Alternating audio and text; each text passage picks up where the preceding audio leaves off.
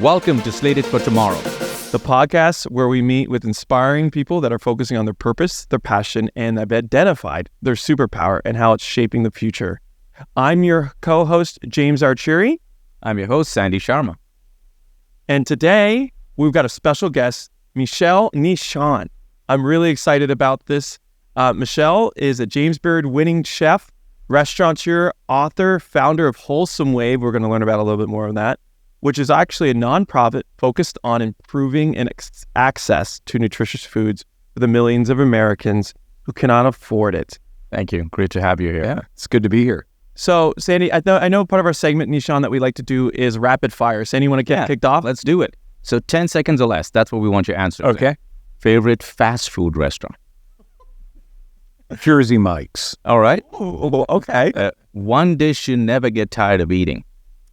Fried chicken. Good one. Coffee or tea? Coffee. Name the last place you visited that truly inspired you. Nuestras Raíces in Holyoke, Massachusetts. I don't even know how to spell that. Or Well, you only gave me like 10 seconds, man. It's an amazing group of former migrant farm workers from Puerto Rico and Western Massachusetts that turned a defunct agricultural housing town into a veritable community farm and food businesses, and really kind of like took charge of their community and said, the one thing we know how to do is grow and make food. So while we are struggling with poverty, we will never go hungry. That is awesome. that kind of actually is, I think, a perfect segue. Sure. To go into segment 2, right? Which, because he just brought up the whole aspect of, making food accessible, right, to a lot of different people. So we want to learn a little bit more about your background. Like, can you first tell us, like, I guess your love with food, and then your passion, and how did that evolve into the work today about making food accessible? Yeah, so I think it all began when I was a child. I was born and raised in Chicago, but both my parents were, I call it, former farmers from the South Central Midwest. So my dad was from Western Kentucky. My mom was from Southeastern Missouri and the Little Boot Heel. And after World War II, when ag policy changed, favoring large production as national security, because we were now convinced that World War III was right around the corner, they basically moved north to get jobs in industry. My mom didn't like that move. My dad loved that move. They moved north to Chicago, and that's where they met and married. But my mom always stayed connected with the farm because of her love of food. So we used to get shipped down to work what was left of my grandfather's farm until he passed when I was 17 years old. So we spent 6-7 weeks every summer working with hogs, goats, chickens, watermelon root crop, and sweet corn, canning, pickling, butchering, everything. I just thought it was a normal way to be raised because it's all I knew. I just assumed that everybody else must go through this. That's how I connected with food. It was something that really resonated with me, something that I really enjoyed, something that I loved interacting with my mom and all of my uncles with, all of whom were expert picklers, curers, canners, all that good stuff. So that my mom and dad fell on hard times right when I was graduating high school.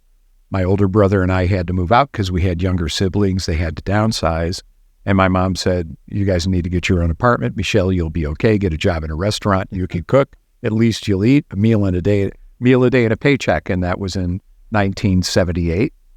And by 1981, I was chef of a French restaurant in Milwaukee, Wisconsin, because I had all of those skills that no young white American had during a time when all the chefs in the country were from Europe. Did you go through culinary training, or was it just on the job? Well, no, the farm. I mean, when you're working on a farm that's raising for sale hogs, goats, and chickens, part of the process is terminating their life, and breaking them down into sellable pieces or turning them into something delicious.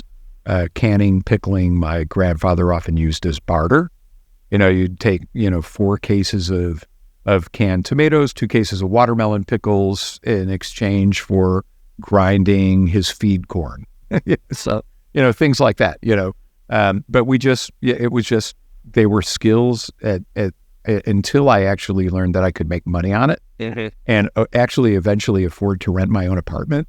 Because at first my passion was music. I was in a band called Scoundrel in Chicago that was pretty popular regionally, but didn't pay the bills. I was in a 2-bedroom apartment with 3 other guys. And what genre are we talking about of music? Rock R&B. There you go. But when I got the job in the restaurant, I worked a lot of overtime. I actually got a job at another restaurant. I was able to have my own apartment, and feed myself, which was really, I'm like, okay, I can do this for a living.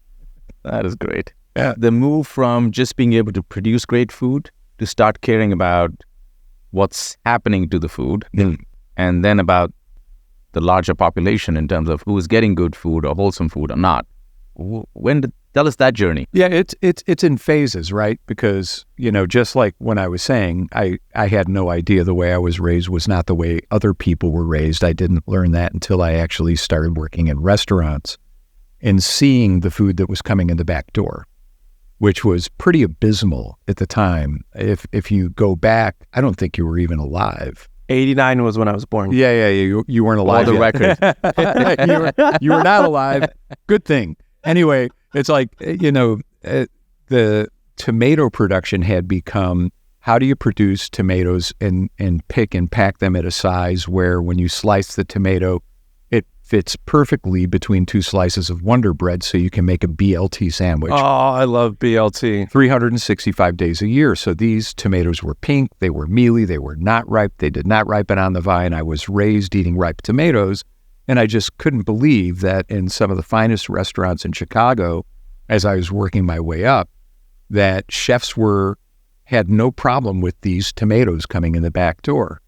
And it was clear to me I was moving very, very rapidly up the ranks because I was white, I spoke English, and I had skills, which is something that not a lot of other people in America had at the time.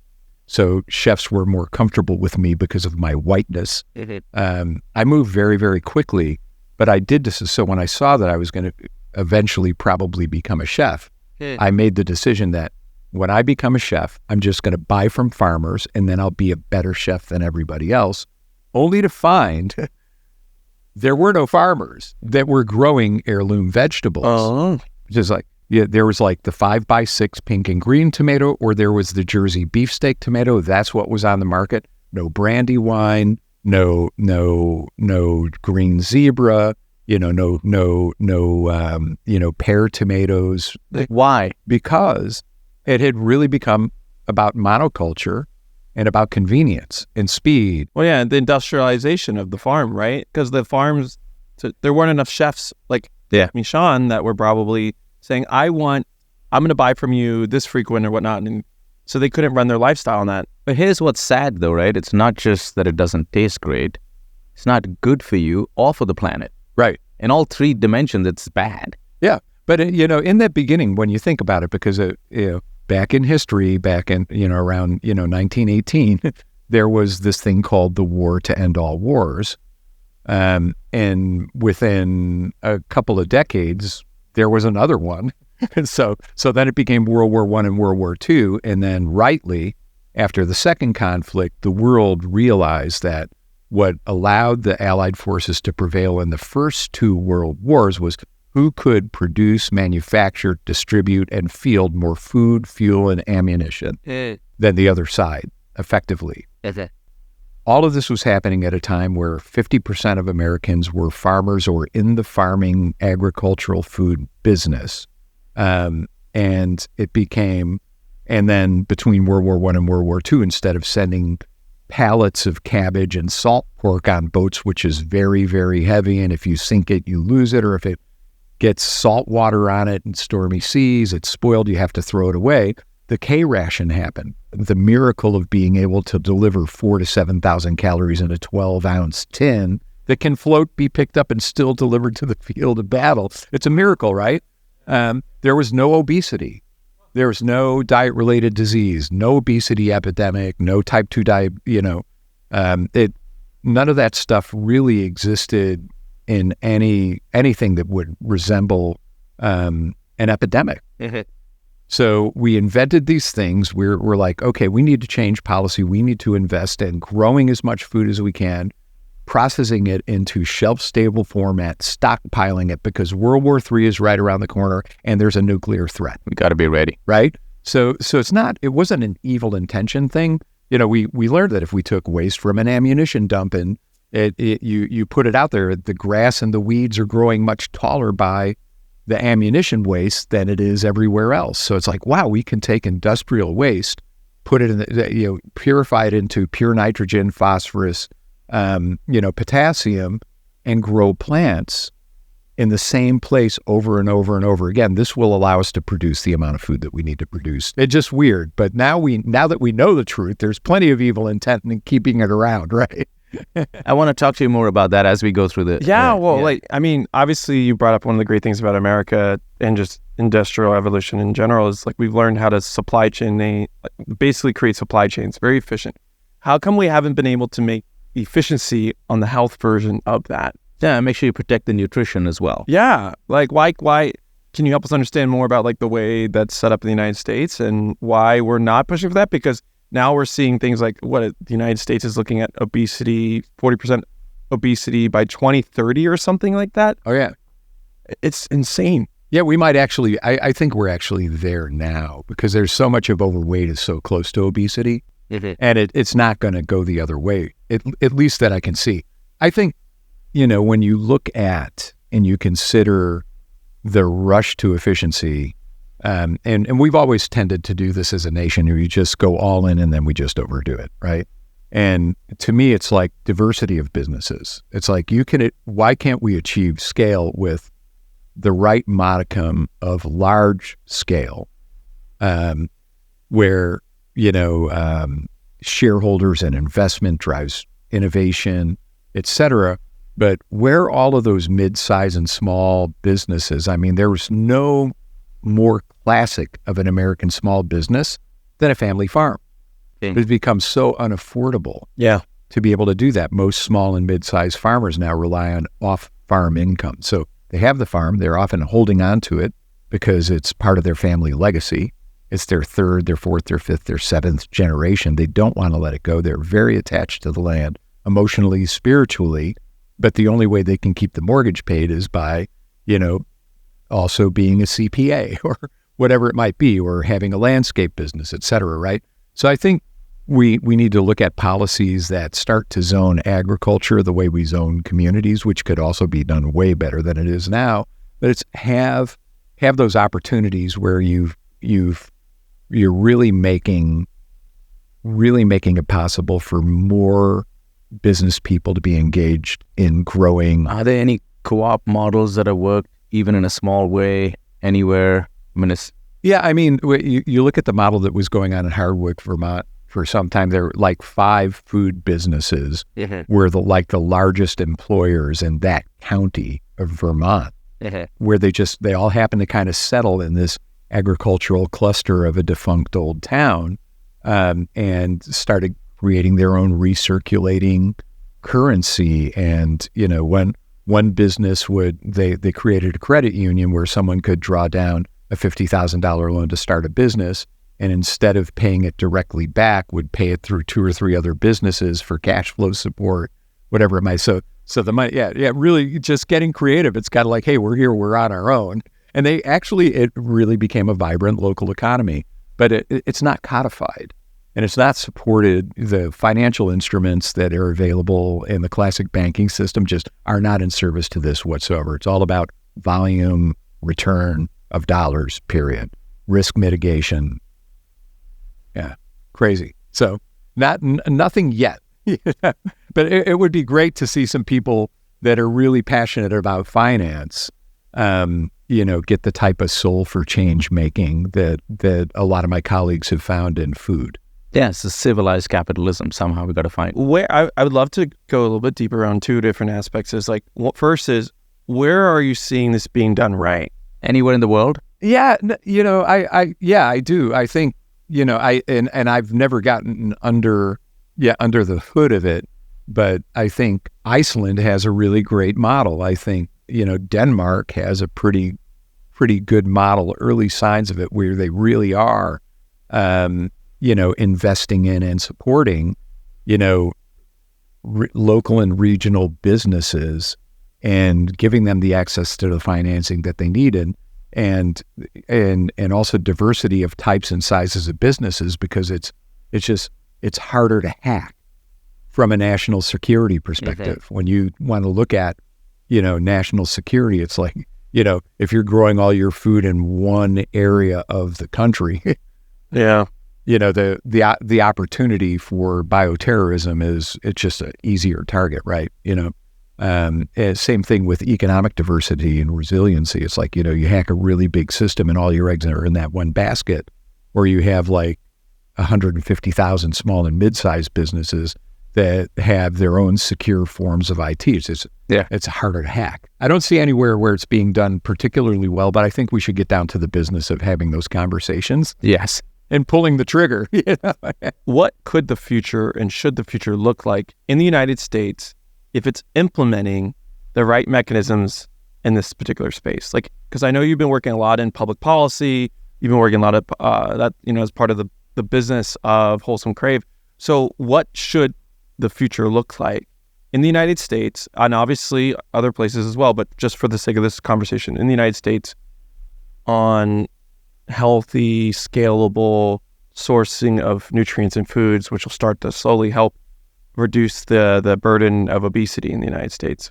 Yeah, I think what we do need to see is just kind of a rejiggering of some of the incentives that are in the system. Okay. And I don't want to imply that that the main reason why unhealthy foods in the United States are inexpensive because of subsidies, because the subsidies total maybe $12 billion a year all in. Mm-hmm.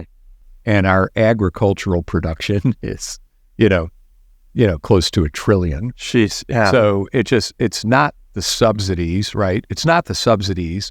It's a lot of the other supports like tax credits and tax abatement. If you build a large manufacturing facility, in some states you can live there tax free for life, and not have to pay state taxes as an incentive to create jobs. So it's why can't we disaggregate that, make it available to smaller and mid-sized businesses? Why can't we disaggregate New Markets tax credits? Mm-hmm. And I get that, so New Markets tax credits, for instance, are available only in $10 million tranches because it costs less money to do one $10 million loan than to do 10 $1 million loans. Yeah. It's like, spend the time and do the underwriting. Yeah. And if you're going to subsidize anything, subsidize the cost of that through Treasury, subsidize the cost of that so that these powerful instruments can be available to BIPOC business owners, smaller and mid-sized business owners, and so that you start to make, equitable access to financing available so that people can get into the small and the mid-sized business game. Same thing with innovation dollars. Do you see the private sector getting involved in that at all? Would they care to? I think the private sector needs to. That's where all the money is, that's where all the money is. And I think when we look at some of the obscenity and the excess of the amount of control that single individuals or small groups of people have over significant volumes of cash. Yeah. Because of the way that they can game the marketplace, it's like, come on, guys, it's just like, if you don't want the government to get in and start regulating the living daylights out of everything that you're doing, be much more genuinely benevolent in how you engage with your community. Yeah. So there definitely is a big role to be played in terms of policy and lobbying and core people who are impacted. But humans in general, and also what we're doing to the planet with some of these things that we do, is there an opportunity to create more awareness generally? And who would own that? And how does one go about doing that? Because that could be a great groundswell if people started to wake up. It absolutely could be. First of all, humans are human by design, right? That's what we have. We are dealing with humans. We are human.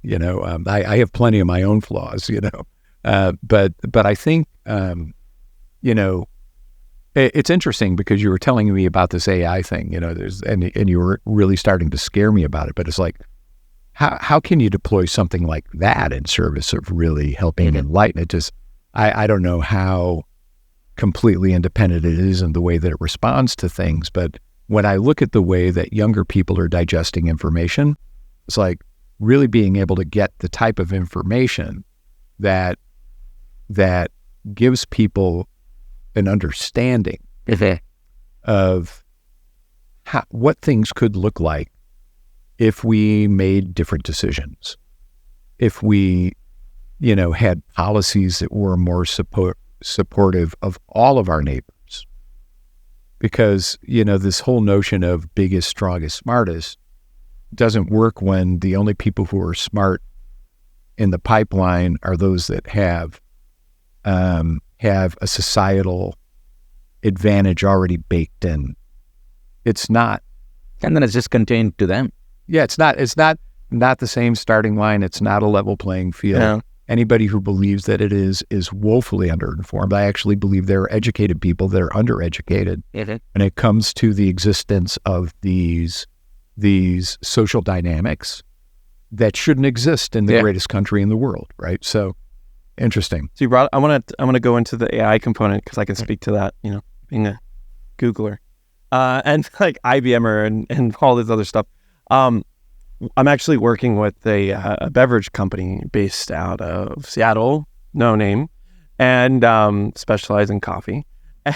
and actually, one of the cool things that we demonstrated to them, because they work with exclusively small farm holders, people that have an acre, right, in Costa Rica or the Philippines and whatnot. And like their whole livelihood is dependent upon this crop.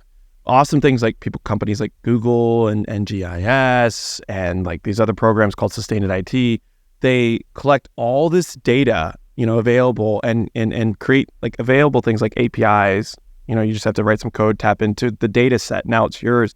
And these farmers don't have that. So that's cool. But the first thing is companies like Google realize we owe a responsibility of making the world's data accessible. That was the first process. Right. So we took all the satellite imagery available and now can show like how farms are changing year over year. But that's one thing. But what if you tie that to making decisions? So, if you did this to your crop, how does it impact your crop? So now we made that available, right? And we partner with other companies that sits on top of that in like a nice user interface, like an app, if you will. And that say, based on the pollution levels, based on the pest infestation levels, like how would you and should you react to increase the outputs? And now companies like these beverage companies can go articulate to their holders, the small farm holders, you should do this for your crop. Spend a little bit more money here, or here's what we encourage you. James, the data exists, and I love what you're saying. The challenge more is if it's systemic. There are systemic powers that prevent it from changing, right?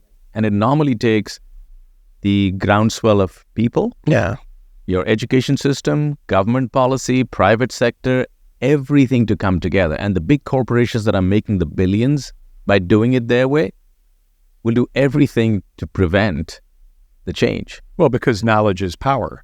Exactly. And that same data could be misused. Absolutely. Well, and again, it also assumes that whoever is tracking the data and making those data available to the producers and saying, here are things you need to invest in where you can improve your output, should be saying, here's the microloan available to make that. If you follow this track, because we know that it will result in an output. If you follow the track, the interest is that we'll do better because we're going to get more yield. Yeah. Instead of and richer yield. It's the cost of financing for smallholder producers is just so high. Any financing, I mean, countries like it. What a lot of people don't understand about a country like India is that the difference between the dollar and the rupee is not where the money is. It's actually the value of the rupee in the place that the rupee is called home. A rupee buys a lot more that its equivalent in the United States buys for the same thing, right? When you look at, paying $5,000 or $10,000 in interest on a loan over the course of 1 or 5 years is astronomical to these folks. So if you're going to actually get them to increase their production so your company can benefit, waive the interest and accept the value add from the innovation that you called out. Speak to us about your mission right now, what you're on, and what's the purpose of the organization. The purpose, I was about a third of the way through my career as a chef. Started with the farm to table thing when I found those tomatoes that I could not stand, and I just wanted to make my customers happy by putting a really good tomato in front of them. Everybody loves really good tomatoes, right? They do. I found corn, soy, and oat growers right outside of Milwaukee, Wisconsin, and went to them with seed catalogs, which I understood because I was raised on a farm in the summertime. I'm like, hey, man, I would like you to plant this stuff for me. If you plant it and you water it and you weed it and everything like that, I will pay you. I know how much I need. You and I can work out the yields. We can kind of predict the yield and stuff, and I will pay you half of whatever we determine the market value is up front. So you have the crop insurance, and then I'll pay you the rest when you deliver. And they're like, I like everything that you're saying, except we're not going to deliver because we're going to be harvesting soy, corn, and oats. We'll weed it, we'll water it, it'll be awesome. You're going to have to come and get it. So that's how I started the whole thing. So before farm to table was put together in a sentence, I was doing that simply because I wanted cucumbers when you broke them open and the water would weep out. I wanted really ripe tomatoes. I wanted great herbs, super sweet or super spicy peppers, that type of a thing. About a third of the way through my career, my firstborn son was diagnosed with type 1 diabetes.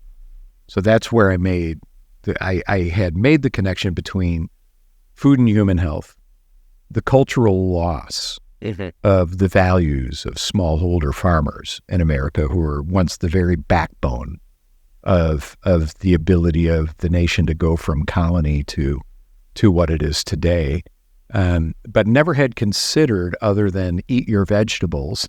Yeah. I was raised on really good food. We ate a lot less meat than most people do, and a lot more fruits and vegetables because they were in legumes and grains because they were cheaper. So when Chris was diagnosed, and our endocrinologist at the time, this is in 1994, told us that what we did with Chris's food would have more to do with the length and the quality of his life than anything. I actually went from being very depressed, convinced that Lori and I would be burying our child, and when it's supposed to be the other way around, to very hopeful because I was a chef and I had an income, so I could do something about it. So I changed the way that I cooked at home. Didn't take long for me to realize I was feeding my customers things I wouldn't feed my family. Oh my God, that's such a crazy transition. Tell us a few things you did for your son. Yeah, well, so at first, during this time, because the obesity epidemic had not yet been named, so it was right at the forefront of it, right? But it was becoming a thing. So the scientific community and the medical community were coming together and saying, oh my God, Americans are all of a sudden getting fatter and dying from heart attacks more than anybody else in the developed world. We're like the richest country in the world. What's going on here? Yeah. So the simple, large-scale surveys showed that we were consuming more fat than anybody. Fat must make you fat. That we were consuming more eggs and more butter and more shrimp and, high things in high cholesterol because our cholesterol was higher than anybody. So eggs, eating cholesterol gives you high cholesterol. So when I would hit my fork in the road and I couldn't sleep at night because I was feeding my customers things I wouldn't feed my family, the things that while I was local, organic, sustainable in everything that I was doing in my restaurants, I was like backstroking in heavy cream, bathing in butter, raining foie gras on everybody, baby goat and apple smoked bacon fat, that kind of a thing. So I created a restaurant concept called Heartbeat. In the First W Hotel, we opened in late 1997, and it was a restaurant of well-being local, organic, sustainable, but no butter, no cream, no flour, no sugar. Whoa. None at all. None at all. A little bit of flour, a little bit of sugar in dessert, but greatly reduced. We used a lot of almond flour. We used chickpea. We did a lot of vegetable juicing. So we would use and dehydrate the rutabaga, the golden beet, the red beet, the carrot, and pulverize it and use that, in our dessert program. We got very well reviewed by like the New York Times, the Financial Times, the Economic Times, and got 0 stars in the New York Post and accused of being the food police. Do you mind me asking, you made this radical shift. Didn't that increase the costs and what happened to your business model? Well, no, the business, so I did not change my restaurant.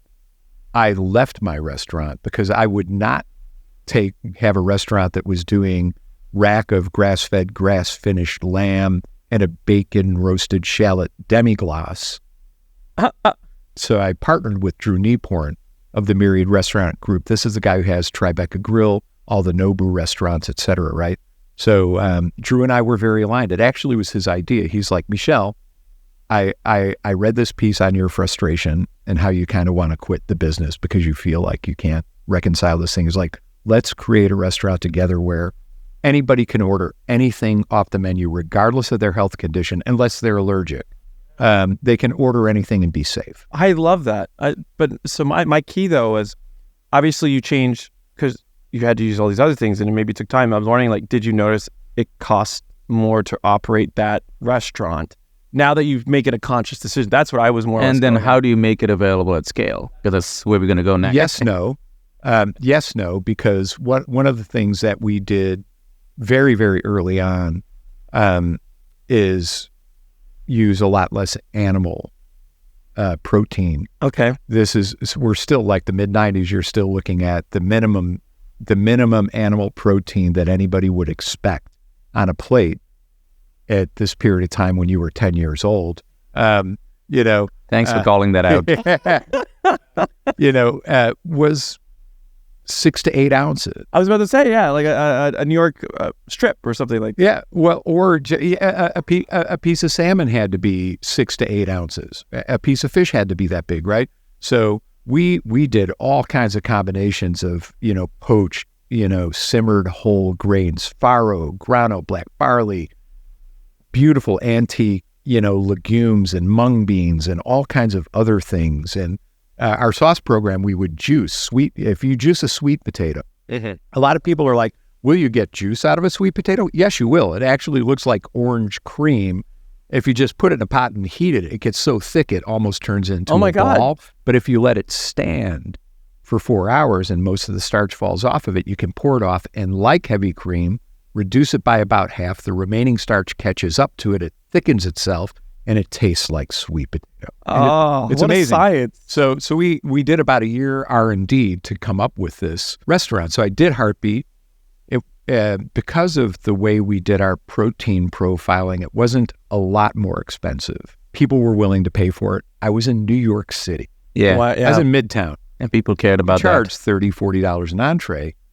But here's the thing. This is like, I said, well, like stages. First, it was about the ripe tomato. Then it was like, can't feed my customer what I'm not going to feed my family. Then I started getting invited by Walt Willett and his group at Harvard School of Public Health. They're like, wow, a chef who got like 3-star review for healthy food. We need to talk to this because these are the guys who identified the obesity epidemic. Yes. And they started having these forums and Culinary Institute of America created a forum with Harvard School of Public Health called World of Healthy Flavors. And I helped curate the first couple with Greg Drescher and put that program together, which eventually became the Menus of Change.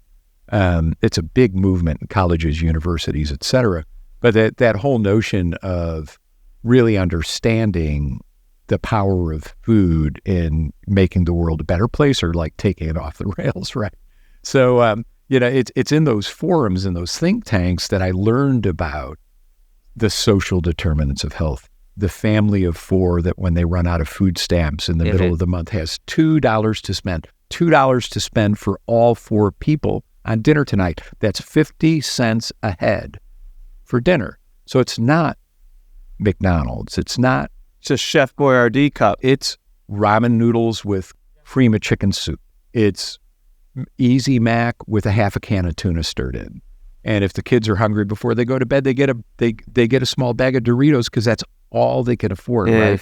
So that to me was like the black hole. I mean, that was, not wanting to feed my customers what I would feed my family. There was a business model for that. Family of 4 with 50 cents a head for dinner. There's no business model for that. So I was introduced to a gentleman named Gus Schumacher, who was at the time was a Deputy Undersecretary of Agriculture for Farm and Foreign Agricultural Services, third highest position in the USDA behind the Secretary and the Deputy Secretary. And Gus was very passionate about food and nutrition and security and a big believer in fruits and vegetables because his family were specialty crop growers, which is fruits and vegetables, right? So he and I got together and we started doing hobby work and everything. And he helped me understand that policy was the opportunity. Okay. And that's where we came up with the concept of, it's either lack of education, it's definitely lack of financial resources. The only way we're going to be able to distill the two of them and see which role each plays is if we address the affordability, because that's the easiest thing to address, right? Money is money. Yeah. You know, and the people that are struggling with low income and this type of poverty just don't have the money to exercise their free right to choose to feed their family well. So let's make the money available. So we created a program to double food stamps when spent on fruits and vegetables at farmers market. I love that. That's a great idea. Yeah. At farmers markets, though. So you've been making sure the source... That it was local, like you talked about. Yeah, well, here was the thing. We were talking, because eventually Heartbeat Restaurant became Pure Restaurant in India, in Mumbai. We did that, so that was the Restaurant of Well-Being. But I also had a restaurant with the late actor Paul Newman called Dressing Room. And, when we created Dressing Room, Paul wanted his 50% to support the Westport Country Playhouse, which is, we were on that campus.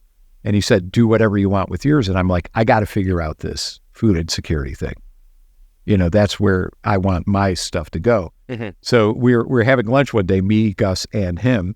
And Paul's like, Michel, that's a big problem. A restaurant's not going to solve it. He said, what's you guys' big idea? And I said, well, we want to raise private money to double food stamps when spent on fruits and vegetables. He's like, that's a great idea. Like, you guys immediately, like, wow, what a good idea. Yeah, he's like, what's stopping you? We're like, well, and Gus said, well, Mr. Newman, it's illegal. Oh, wow. It's illegal? Let's do it. And he funded it with Newman's own funding. So we founded Wholesome Wave with Newman's own funding because Gus was my partner and he had all these amazing relationships built at USDA and with members of Congress. We were able to get the waivers because there was the regulation was that you could not market to a SNAP or food stamp consumer something that you wouldn't make available to everybody. So what was the waiver about then? The waiver was to waive that regulation for fruits and vegetables. At a farmer's. That's a big one. Yeah. Well, so USDA because we wanted to do it everywhere. But USDA is like, no, only at farmers markets because, we don't want to be sued by the grocery manufacturing industry for providing an unfair trade advantage in a retail setting. Yeah. Gus worked his magic to get like all the waivers. And then I met with folks at GMA and because I had, celebrity chef status at that time and was able to get the meeting and say, I love that. Doing this, doing that. So what have you been up to, Michel? I'm like, well, I'm doing this thing. And they're like, oh, that just sounds so good. Well, I'm glad we're talking about this because of the waivers. And they're like, we would never sue the government for helping people struggle with poverty to get the fruit. It's like a no-brainer. Yeah, plus it's farmers as well. So both sides. But honestly, you never know.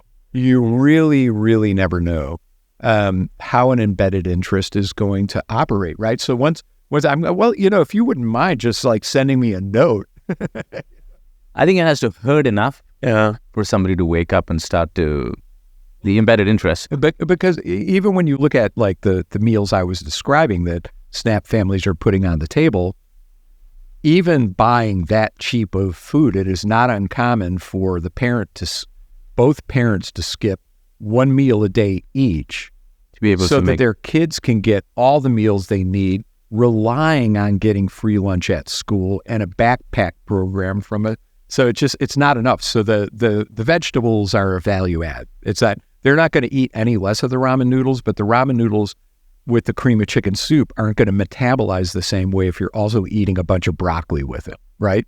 there you go. So it still helps. Yeah, absolutely. In fact, speaking of food insecurity, I was reading one headline that said that it's right now the highest level in 4 years. I mean, the can of worms, honestly, is income inequality. That's the big can of worms. When you look at, when you look at corporate profits unabated, if there was, if the models were such that, people at entry levels were getting paid more, probably would still be plenty of money for bonus, plenty of money for, equity would have value, et cetera, et cetera. My first job out of college was at IBM, and I was making $50,000 a year, but in New York City, I got my food budget to only $400 a month. I didn't eat out at all.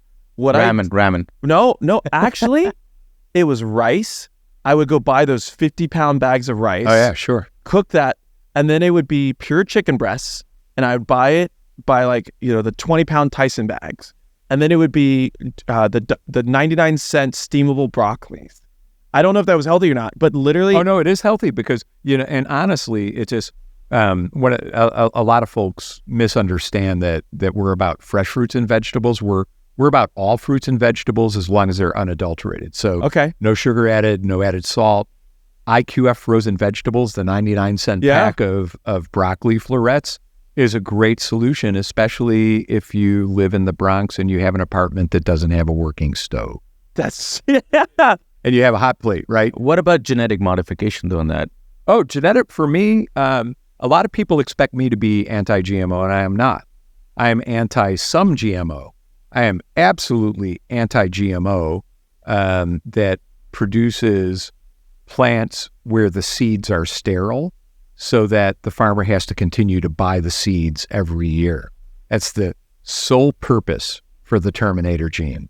I am not for genetic modification of having stuff so Roundup ready that you can spray glyphosate Roundup on wheat just before harvest, because not only does it kill all the weeds and not kill the wheat, but if you spray it on the dry wheat chaff, the husk comes off of the seed easier. But now that glyphosate is on the seed, right? So I'm not for that type of, but, drought-resistant rice that's high in beta-carotene for Somalia, that once had vibrant rice agriculture, and now because of drought and famine and desertification of the Sahara, they don't have as much land, which is why you have so many million people in poverty. They used to be able to grow the rice, eat the rice, sell the rice, have an economy. Now they're getting free rice shipped in from all over the world. Maybe it gets to them, maybe it doesn't, but there's nothing that gives them any kind of an income. So I'm all for that type of GMO. There's every arrow in the quiver. Right. And as you said, it's all or nothing, never works for anything, right? So there is nuances to everything. The general consumer doesn't know. Right. And organic is good enough, or GMO is good enough. And down below it, there's so much. Yeah, you have to unpack it, and frankly, it's a drag. But again, my hope for AI, right? Just like how do you make sure that the information is just honest to God factual? That's my thing. Is this whole right of free speech? Yeah, people shouldn't have a right to just outright lie about things that are going to have serious consequences to people's houses. Yeah, health. Yeah, for the sake of personal financial gain. So to me, it's I look at being able to get that information out in a way where people can actually get under the layers of the design intent to some of these things. Yes. So the science of GMO, potentially a game changer and a miracle, no doubt about it. But a lot of it is solely for market domination. Yeah. Right. That's the purpose of it. Right. So it's get under the hood, get into the design intent, and then make your purchasing decisions based on that. And then the market can dictate, because it's like you have a truly educated consumer making decisions, and they decide that I just don't want this shit. And millions of people stop buying it. the companies will change the way they're producing it. They will. So we talked about food insecurity, and money being available is like the number one issue, right? What are some type of purchases that people could make today that are healthy, that are low cost? Kind of like I said, the 99 cents that people, when they look at it, they're like, oh, frozen, that's probably not healthy. But I was actually told when they freeze them, they usually freeze them at the ripest form. And so when you thaw it out, it's actually, you're getting it like its purest nutrients value versus it just sitting on the shelf. Like, yeah, they're this is, again, I'm ignorant, of course. You look at brown rice instead of white rice. You look at legumes. So it's like you mix rice and any bean or pea together and you have a complete protein. You don't need meat. You do need the meat for the vitamin B, but you can eat a lot less if you have meals that are constituted with whole grain. So it could be barley, it could be brown rice, it could be grano, it could be freekeh, it could be whatever, right? And a legume, you get a complete protein, and then you mix in the additional fiber of the vegetables and you're golden, right? But I've seen food bank volunteers hand a Haitian family a box of food that has broccoli in it and watch the Haitian family spend up to an hour trying to find somebody else in line at the food bank that'll take the broccoli because they don't want to throw it away, but they're not going to eat it. Wow. They don't know what it is, or they know what it is and they don't like it, but they know what breadfruit is. They know what callaloo is. They know what to do with it. They just can't afford it, which is why Wholesome Wave believed in give somebody a form of currency that's restricted to only fruits and vegetables, but any fruit and vegetable. I love that. That isn't unadulterated. And then all of these colonial terms like culturally appropriate, right? Don't come into the conversation because it's kind of like, and what you're saying is, I trust you, mom or uncle of your niece and your 2 nephews that you're raising for your deceased sister. It's like, we trust you to get them the fruits and vegetables that you like, that they need. Here's the way to do it. Mm-hmm. That's like, talk about trust, dignity. You're not even implying, that. So there is a knowledge thing, because there are plenty of people who would be like, if I can afford it and it's good for my kids, I don't care what it is. If you show me how to do it and I can afford it, I'll do it. So absolutely, there's a role that education played. Okay. And when you look at like rice, beans, IQF frozen veggies, even if you use now like condensed soup, those carbohydrates are going to metabolize much more slowly because you've got the fiber from the vegetables. You have a whole grain. The beans themselves or the peas, they have good fiber, and it just takes longer for your body to get the glucose out. And now you're not overdosing on glucose. Glucose is the only energy your cells can consume to divide and multiply. Your body only consumes like maybe 100 calories of glucose an hour. If you have a 350 calorie meal and 300 of it is glucose, it's ready in 45 minutes. Your body takes 100 and the rest go to fat stores. Fat can't be converted into glucose, so you're overweight and hungry. I want to talk about superpowers. Oh, we all have some. Some of us don't think about having superpowers. What do you think yours is? The inability to stop. I was about to say, this man hasn't stopped going. Yeah. So I mean, so for instance, like with Wholesome Wave, in the beginning was easier for us to raise money than now, because in the beginning, what we were doing was novel and it didn't exist. So there were literally no organizations in the country that could run an incentive program and double somebody's food stamps for fruits and vegetables and be the cashier. So we were like the McKinsey that paid ourselves, and we go in and find community-based organizations, bring them the idea, let them call it whatever they wanted, because the branding wasn't important to us. We weren't like trying to drive market valuation or anything. We're just trying to solve a problem. It's like, listen, if you're in Appalachia, if you're in the Navajo Nation, if you're in Compton, the west side of Chicago, or northern Maine, the one thing you guys all have in common is that you're low income and you can't afford fruits and vegetables. Addressing it in your community is going to be very different. It's not going to be the same. Call it whatever you want, rejigger it, however you want. Use it for mobile markets, use it for producer only markets. Yeah, use it at a bodega, that has, the food that represents the community that the bodega is in. Do whatever you want. You just got to give us the data so that we can convince lawmakers that this is a good idea. That is awesome. And in 2014, we got a $100 million pilot for the field. That's amazing. Called the Food Insecurity Nutrition Incentive Program. And then 2018, it was increased and made permanent and named after my late co-founder, the Gus Schumacher Nutrition Incentive Program. I love that. Thank God. It's like the country did something right. Yeah, exactly. But the thing is that it's now that everybody knows we're a policy shop, foundations don't want to fund us because they see it as lobbying. Yeah. So I created a food company. So it's like Paul, I created Wholesome Crave. It's a plant-based soup company. Google Mountain View was our marquee customer. Okay. Amazon here in Seattle. University of Washington's coming on board. Colleges, universities. I love this. But Wholesome Wave owns the intellectual property to Wholesome Crave. Got it. And in exchange gets 5% of gross revenues to fund the work unrestricted. So it's tax-free, but we're still a startup. So you shared it briefly. What are some things the average person could do? Right. You said lagoons. You said, those microwavable meals, not meals, but the vegetables. Yeah. IQF veggies. Yeah. Incorporating that type of stuff into your diet. Now, so I love that's the consumer side, what you could do. What could you do from a government, from an economic standpoint? What advice would you give them to obviously further invest in you, but what are some things that they could do today that would have immediate impact for the future? Well, so just in clarity, we get very little government funding for what we do. We try to reserve that for the field. Okay.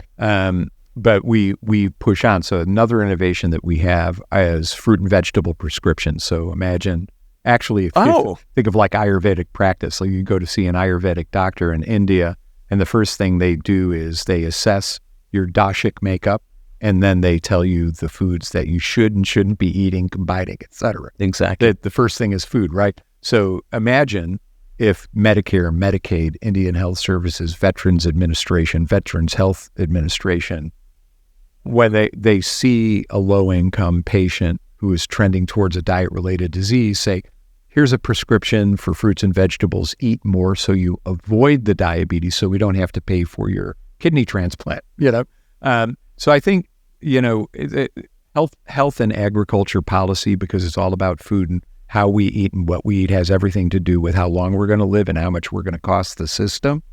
Those two policies should be de-siloed.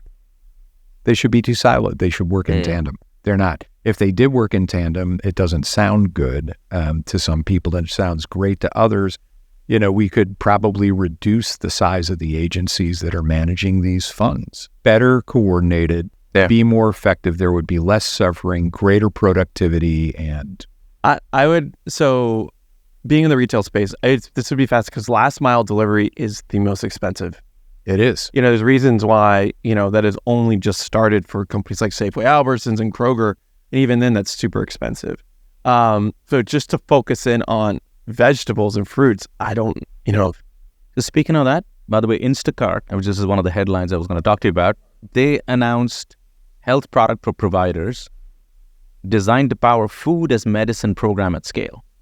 So it's part of the delivery, right? Let's say it's picking up from one place, delivering to another. And you could use your SNAP for that, right? Prescription would be added in. There were blessings that came along with COVID. And one of the blessings that came along with COVID is that USDA really became immediately open to people being able to purchase food online using their SNAP benefits, which is something that always should have been available. Yeah.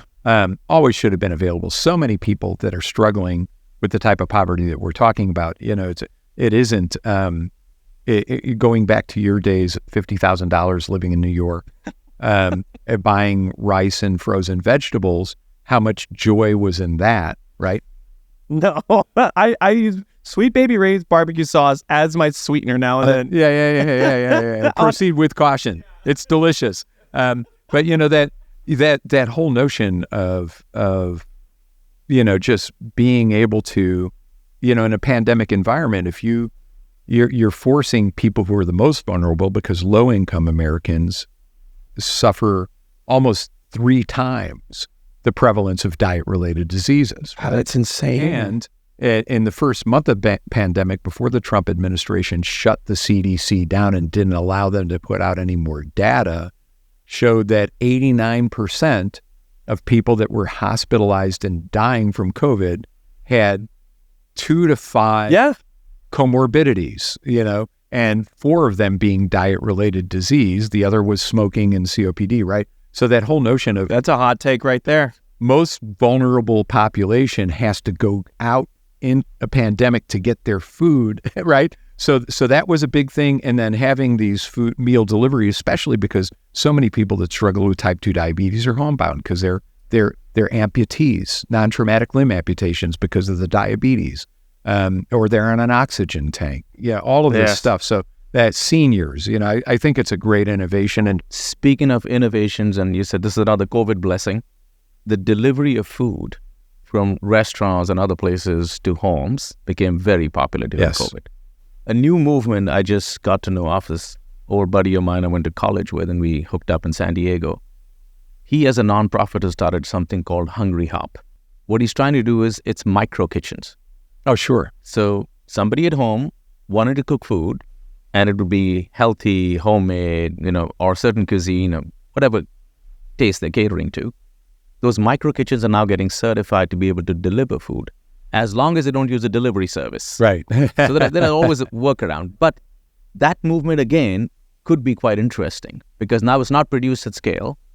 So what I was trying to get to is when you zoom out, the demand and supply, we actually have enough being produced. We do. But we still waste so much. Yeah. Yeah, close and then to 45%. we have people going hungry. Yeah. That just bothers me, right? When I look at the data, like locally here, I think exactly 45 to 50% is what local farmers are throwing away. 40%. And I would love to have those cucumbers and tomatoes look like real cucumbers and tomatoes, but I don't know how to easily get to them. One of the difficulties with the expectation of being able to go to a farmer and take the red pepper with a nose on it, right, that the grocery retailer doesn't want, and it's cheaper for them to turn it back into the field than to sell it at a discount. The problem is that a lot of people expect the farmers to say, oh, well, it's got a nose on it, I want to pay less, and the farmer is already at the edge of his margin. Yeah. Right? Because it doesn't cost the farmer any less to harvest a pepper because it has a nose on it. It costs the exact same in labor to harvest, to package, to prepare it for pickup. It costs the same. I think we should have a premium. I just think it should be the same. It should be, don't put the farmer in a price-taking position because the peppers aren't all exactly the same. Vegetables don't grow that. Well, look at the three of us. We couldn't be more different. Absolutely. We shouldn't be. We shouldn't be.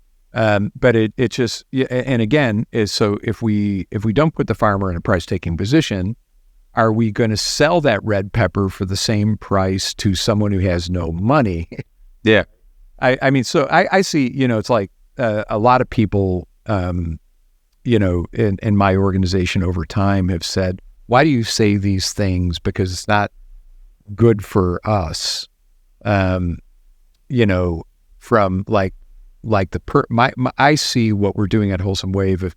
If we got all these policies in place where actually everybody on food stamps could double their money for fruits and vegetables, if we're successful getting produce prescriptions embedded in Medicare, Medicaid, government-sponsored health plans, et cetera, doesn't solve the problem of why people need that benefit in the first place, which is the income inequality. Yep. We're not going to make the problem go away by creating programs like that, but in the interim, more people are going to be more productive. Yeah.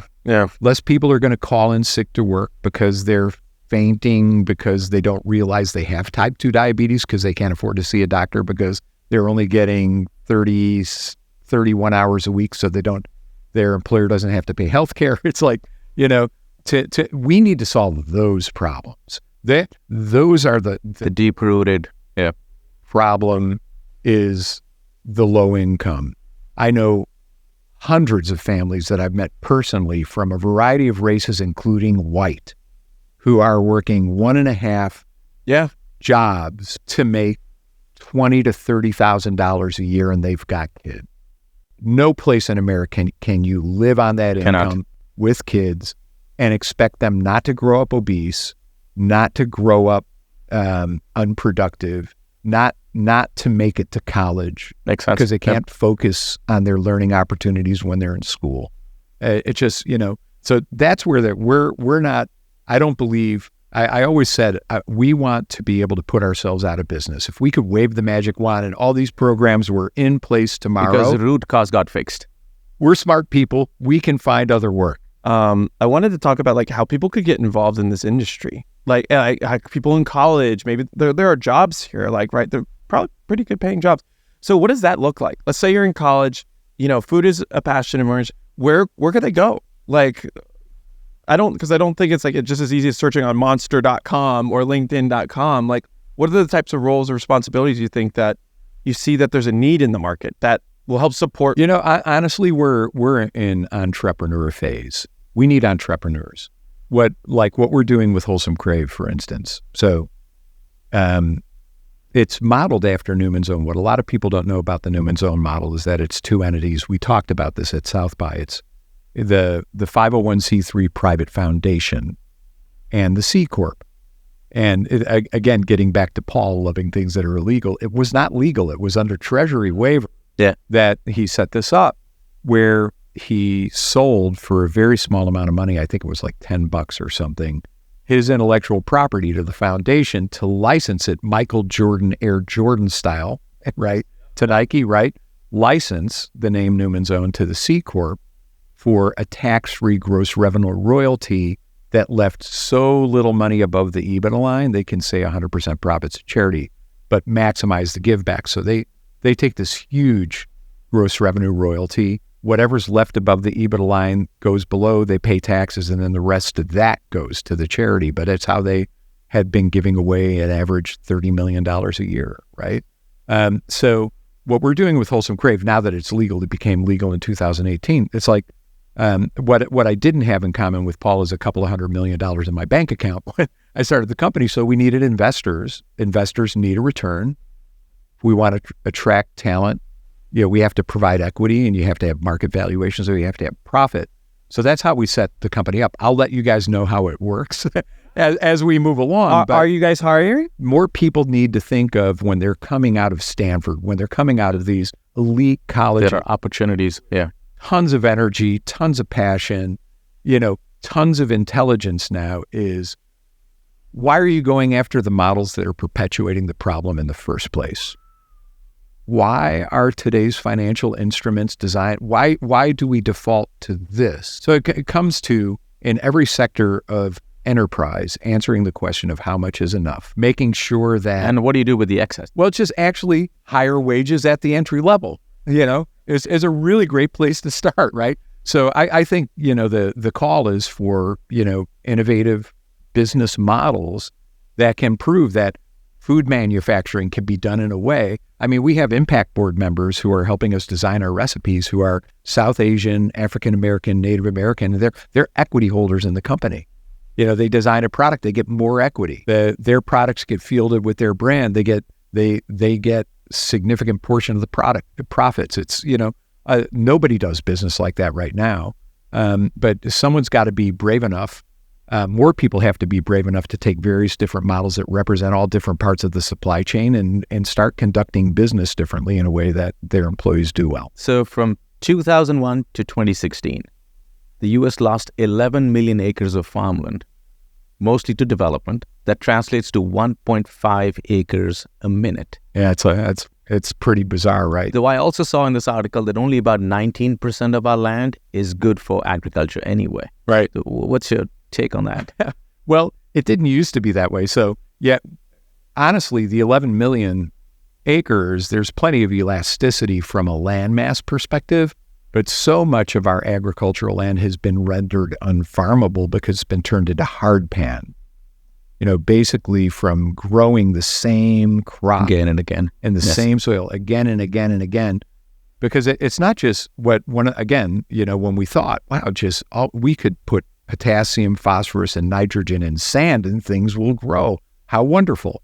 But when you do that in loam and you grow something as voracious as corn that just sucks nitrogen out of the ground as well as other nutrients, all of the other things that make up the alluvial soil health are depleted it fully. Long consumed by the plants. And eventually you just can't even put a disc in the dirt. It's hard.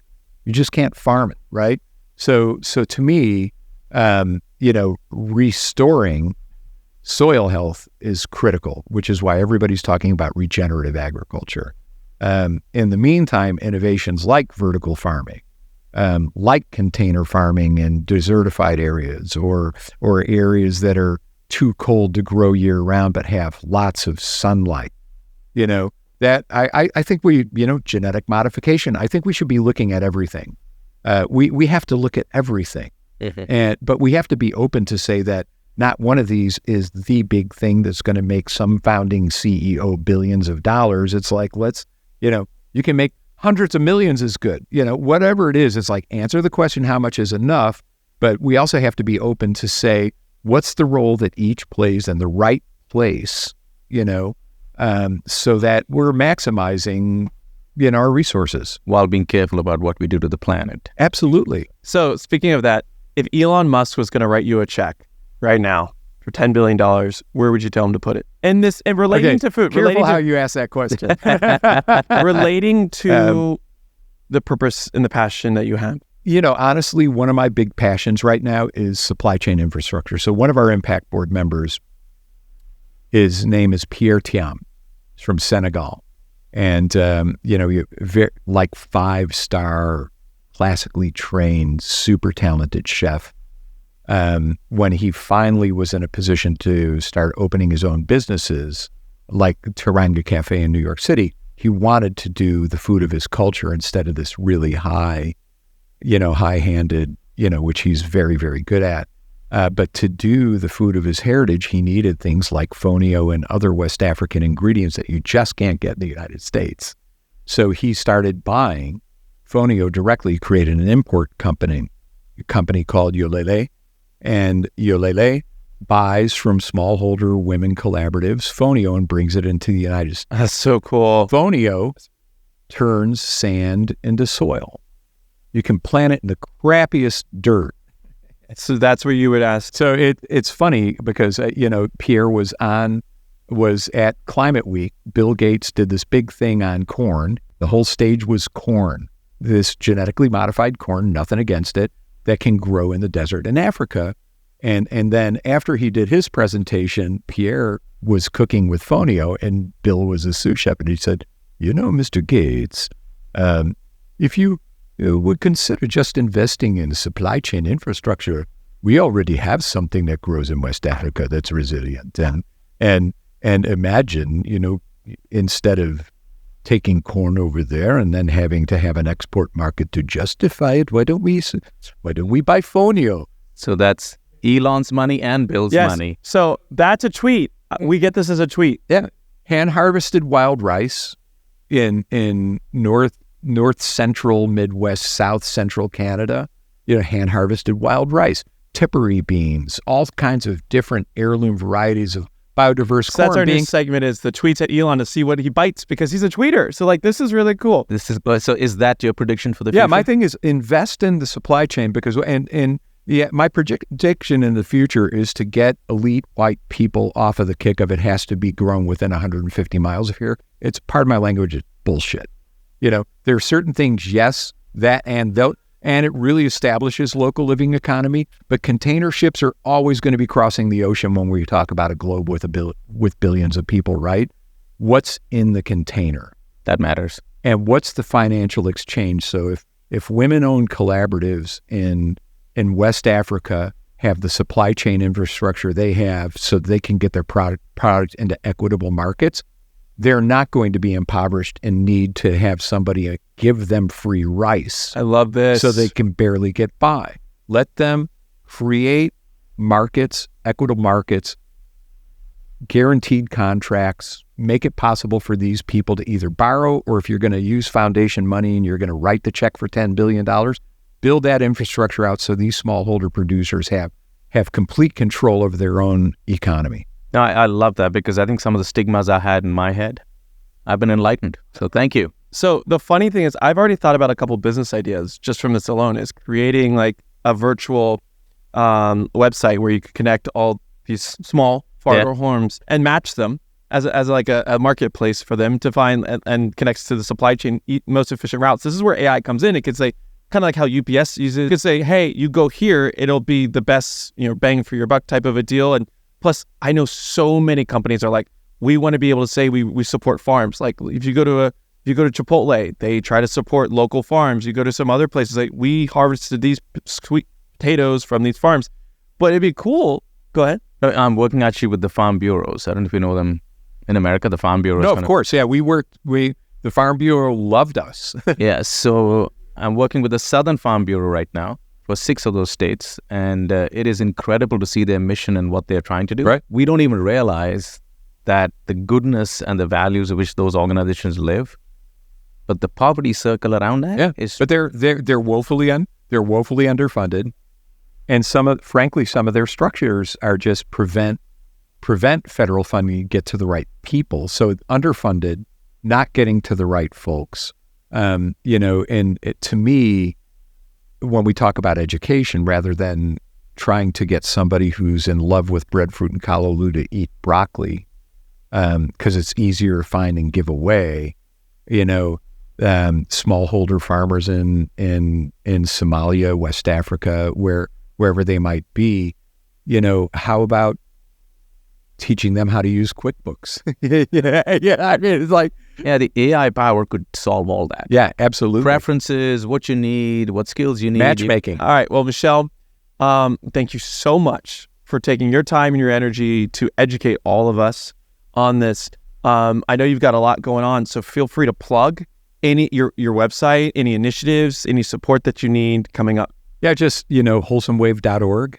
Again, individual giving is really important to us because, again, philanthropy, organized philanthropy in general doesn't support policy work because it's seen as lobbying, right? And their IRS has pretty stringent rules against that for people that have large endowments, right? So individual donors, it's great because unrestricted, we can continue to support the talent and the work that we're doing to convince people on both sides of the aisle that good food is good business for everybody. Just a good idea, right? And then Wholesome Crave, if you're a university student or if you're an employer at a large employer and who has a food program and you want plant-based, clean label, largely organic, delicious, super culturally authentic products to eat for lunch or whatever meal you're taking. Got that too. Tell them to reach out to Wholesome Crave and buy our stuff. Thank you. Love it. Thank you so much. Do you have any social media channels they can follow you at? Yeah, at Michel Nischan. All right, we'll make sure we'll put that link up there for everybody. And are you going to be talking at any events coming up like you did at South by or not for right now? No, not for right now. Now that they often just kind of like pop up. Are you guys hiring at all? Because I know you're looking for entrepreneurs. Do you have a job postings on your website? No, not yet. Again, we're, Wholesome Wave is pretty set. What we do look like at Wholesome Wave is just like in-kind marketing, assistance and stuff like that. Because again, it's a nonprofit, and Wholesome Crave isn't. We think that this is like our year now that we've come out of the pandemic. Think about internships for college students right now. Oh yeah, I am thinking about it. Absolutely. Yeah. All right. Well, thank you so much. Yeah, my pleasure, guys. Thanks. Great conversation. Thank you. Thank you.